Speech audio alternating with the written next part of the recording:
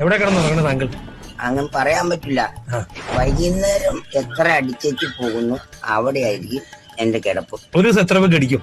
ഒരു ദിവസം ഒരു 1/2 ലിറ്റർ മേളിൽ അടിക്കാനാണ് ചാൻസ്. അതല്ലേ, പണി കിട്ടണം പോലെ ഇരിക്കും. ജീവിതത്തിൽ ഒരു സുഖമൊന്നും നമുക്ക് വേണ്ട.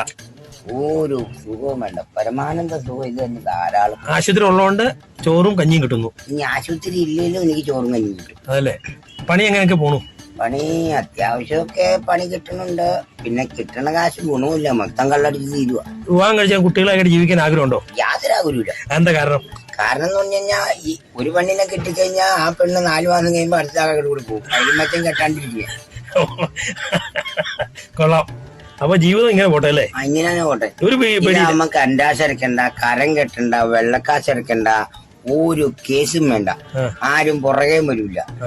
ധൈര്യമായിട്ട് ഏത് റോഡ് സൈഡിലും കിടക്കാൻ കഞ്ഞി കുടിച്ചു ഹാപ്പി ആയിട്ട് പണിയെടുക്കണം.